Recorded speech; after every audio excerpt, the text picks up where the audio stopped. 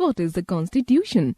The Constitution is a set of written rules and regulations according to which a country is governed. If there are no written rules, people ruling over a country might do so according to their own whims. So it is important, especially in a democracy, that the government functions according to clearly laid down rules. Importance of a constitution. India gained independence from the British rule on 15th August 1947. The leaders of the country realized that so many years of being a colony had left India ruined economically as well as socially. Caste, gender and religious inequalities were common and most of the wealth of the country had been drained by the British. As a result, the economy was in a pitiable state. Making the country economically strong and establishing equality in the society was the foremost concern of the leaders. Moreover, for the success of democracy, it was important that the people enjoyed certain clearly defined rights. To achieve all this, it was important to have written rules, regulations, and rights according to which the country would be governed. Hence, the Constitution was framed. What is the purpose of a constitution? Let us find out. The Constitution clearly defines the powers and functions of the elected representatives who govern the country, as well as the rights of the citizens. The laws of our country are framed on the basis of the Constitution. It defines the functions and powers of the executive and the legislature and also puts certain limitations on their powers. The Constitution tries to uphold the unity, integrity, as well as the diversity of the country.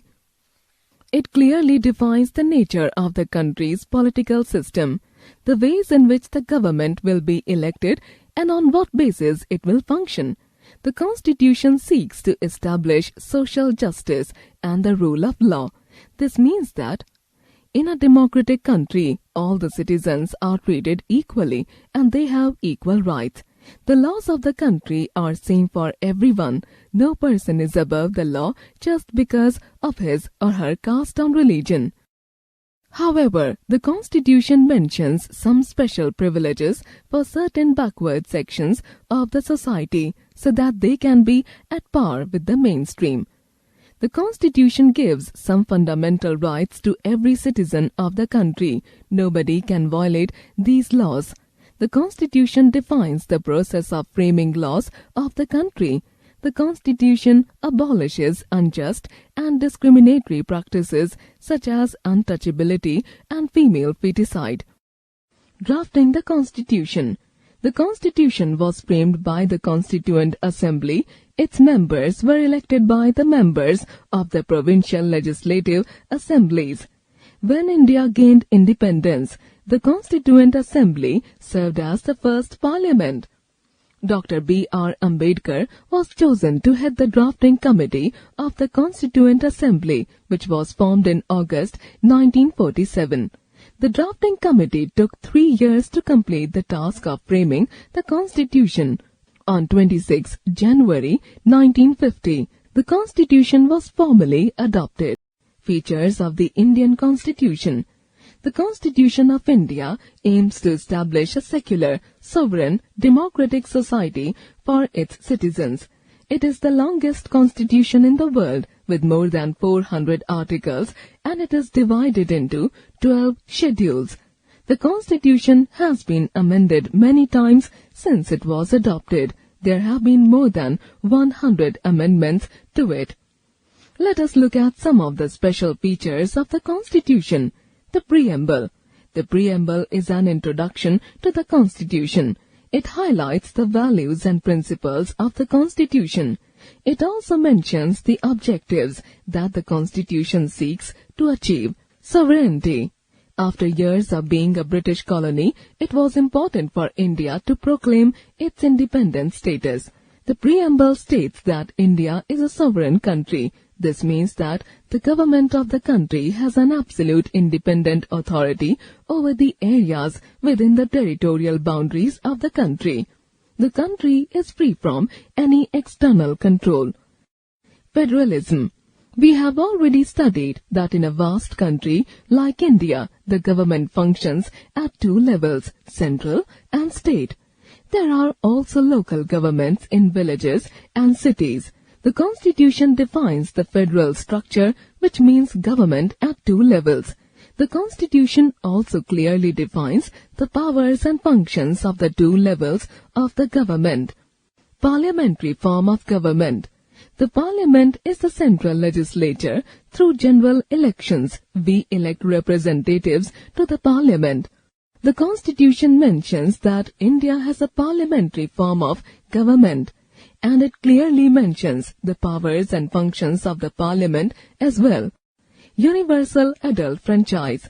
The Constitution also guarantees universal adult franchise, which means that every adult citizen of the country can cast his or her vote during elections without any discrimination on the basis of caste, religion, sex, region, and other such factors. Separation of powers.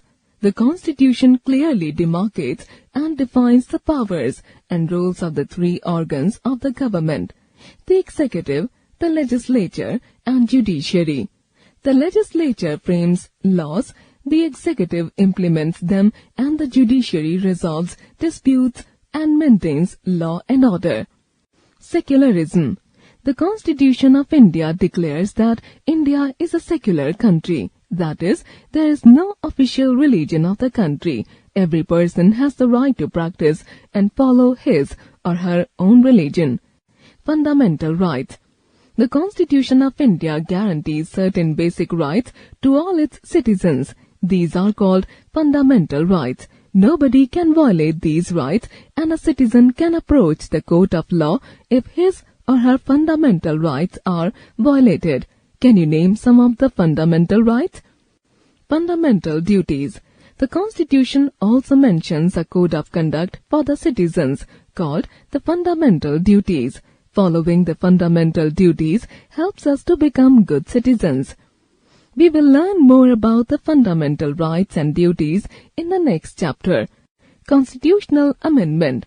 The Constitution of India is able to adapt itself to the changing needs of the society. Since it was framed, many social and economic changes have taken place in the country. Some guidelines given in the Constitution might have become outdated. So, by a process of amendment, it is possible to add or modify the existing rules of the Constitution. For example, in 2005, the Hindu Successions Amendment Act gave daughters equal share in the parental property. As the Constitution continuously modifies itself to suit the needs of the people, it is called a living document. Need for laws. The Constitution of the country seeks to secure equality and justice for everyone in the society. However, inequalities and injustice is prevalent in the society due to varied reasons such as age-old customs, poverty, illiteracy, and ignorance. Economically and socially stronger sections of the society tend to exploit the poorer sections, leading to various discriminatory practices.